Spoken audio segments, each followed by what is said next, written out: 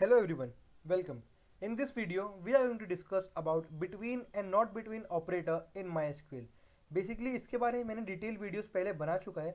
अगर आपको detail information चाहिए तो आप जाके प्रीवियस वीडियोस में देख सकते हैं। इस वीडियो में हम लोग थोड़ा सा ओवरव्यू देखेंगे इसके बारे में और मेन फोकस होगा एग्जीक्यूशन पर, एग्जाम्पल पर।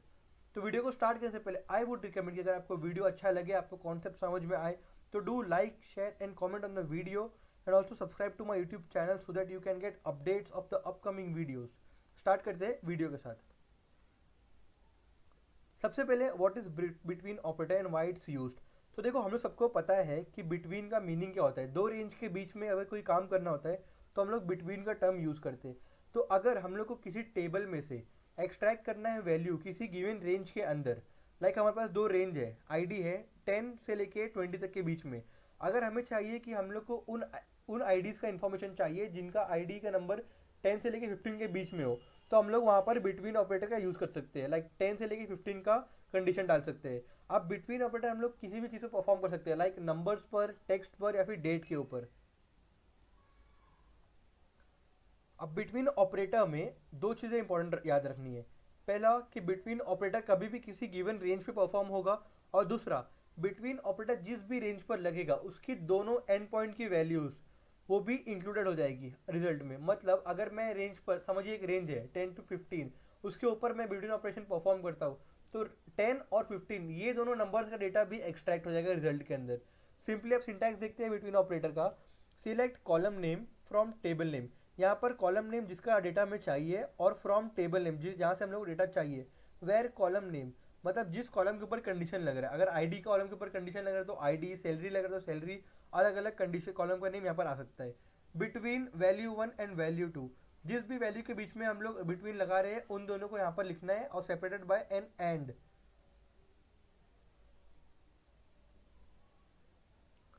अभी एग्जांपल लिखते हैं।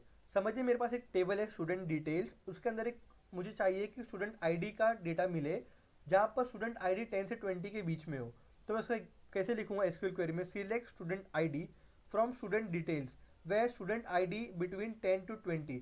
तो अब ये क्या करेगा, ये क्वेरी वो सारे स्टूडेंट की आईडी निकाल देगा जिनकी आईडी 10 से लेकर 20 के बीच में है, इंक्लूडिंग 10 एंड 20 बोथ। एक इंपॉर्टेंट चीज़ याद रखना है बिटवीन ऑपरेटर के बारे में, वो ये है कि इसको हम लोग लॉजिकल ऑपरेटर के साथ भी यूज़ कर सकते हैं, इन ऑपरेटर, ऑर्डर बाय ऑपरेटर के साथ भी यूज़ कर सकते हैं, और अलग डेटा टाइप्स एंड फंक्शन के साथ भी यूज़ कर सकते हैं। नेक्स्ट चीज़ है नॉट बिटवीन। ये बेसिकली एकदम अपोजिट है बिटवीन के। अगर बिटवीन हम लोग को किसी डेटा किसी रेंज के बीच की वैल्यू देता है, तो नॉट बिटवीन हम लोग को उस रेंज के बाहर की वैल्यूज देता है। ये समझ लेना है। नॉट बिटवीन भी सेम बिटवीन की तरह नंबर्स पर, टेक्स्ट पर और डेट्स पर लगा सकते हैं हम लोग। लेकिन नॉट बिटवीन में जो रेंज होता है, जो रेंज के एंड पॉइंट वैल्यूज होती है दोनों, जैसे कि समझिए अगर एक रेंज है 10 to 15, तो 10 और 15 को बिटवीन तो इंक्लूड करता है, लेकिन नॉट बिटवीन इन दोनों एक्सटर्नल पॉइंट्स को इंक्लूड नहीं करता है। इसका सिंटैक्स सिंपल है। सिलेक्ट ऑल, या फिर जो भी आपको कॉलम नेम चाहिए वो, from table name where column name जिसके ऊपर कंडीशन लग रही है, not between condition 1 and condition 2। यहाँ कंडीशन 1 एंड कंडीशन 2 के बीच में हम लोग वैल्यूज डालेंगे। अब चेंजेस क्या आ रहा है इसमें? बिटवीन की जगह सिर्फ नॉट बिटवीन आ गया है, बाकी सब कुछ सेम है बिटवीन की तरह। एग्जाम्पल देखते हैं नॉट बिटवीन ऑपरेटर का। सपोज मुझे स्टूडेंट डिटेल से सारी इन्फॉर्मेशन चाहिए उन स्टूडेंट की जिनकी स्टूडेंट आईडी 10 से 20 के बीच में नहीं है। तो मैं लिखूंगा select all from student details where student ID not between 10 and 20। तो अब ये क्या करेगा, उन स्टूडेंट की डिटेल दे देगा जिनकी आईडी स्टूडेंट आईडी 10 ना 10 है ना 20 है, और ना इन दोनों के बीच के रेंज में है। इनके बाहर के रेंज में जो भी आईडी देगी उनकी डिटेल्स दे देगा। अब जाते हैं एग्जीक्यूशन के पास माई वर्कबेंच में। We are in my workbench. पहले हम लोग देखेंगे बिटवीन ऑपरेटर का एग्जांपल। तो हमारे पास एक टेबल है कस्टमर नाम का, जिसके अंदर ID, full name, age, address and salary ये कॉलम्स है, और उनके अंदर कुछ डेटा है। पहला क्वेश्चन क्या है? Example, write a query to fetch all the data of those customer whose salary is between 4000 and 16000। मतलब उन सारे कस्टमर्स की डेटा चाहिए जिनकी सैलरी 4000 और 16000 के बीच में हो। तो अब इसकी क्वेरी कैसे लिखते हैं बिटवीन ऑपरेटर यूज करके, मैं आपको दिखाता हूँ।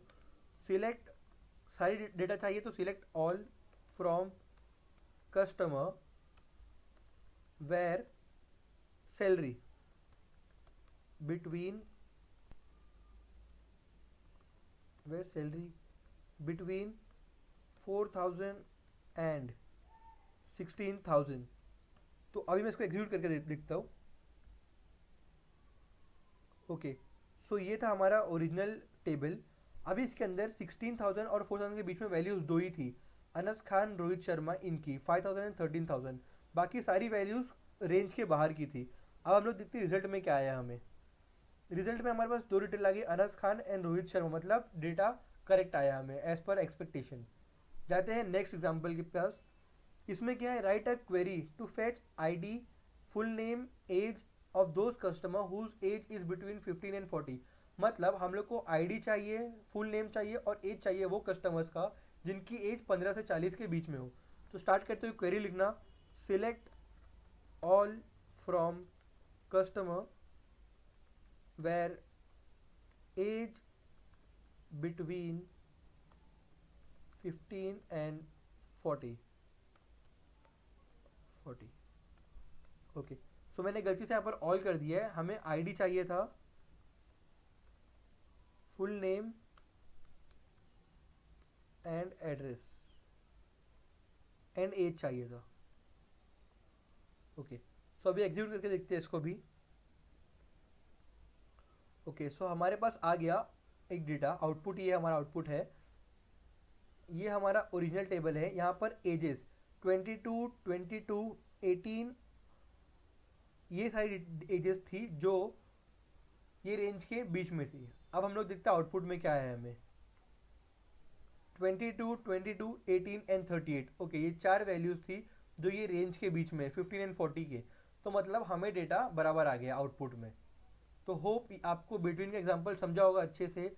नहीं समझा है कुछ तो आप कमेंट बॉक्स में लिख देना, मैं आपको एक्सप्लेन करने की पूरी कोशिश करूँगा। अब स्टार्ट जाते हैं नॉट बिटवीन के बीच में।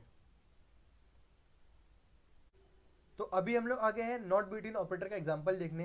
यहाँ पर हमारे पास सेम टेबल है और क्वेश्चन भी ऑलमोस्ट सेम है, बस जो चेंज है रेंज का चेंज है। हमें इस रेंज के बीच में पहले वैल्यू चाहिए थी, अब इस रेंज के बीच की वैल्यू नहीं चाहिए। तो क्वेश्चन क्या है, write a query to fetch all the data of those customer whose salary is not between 4,000 and 16,000।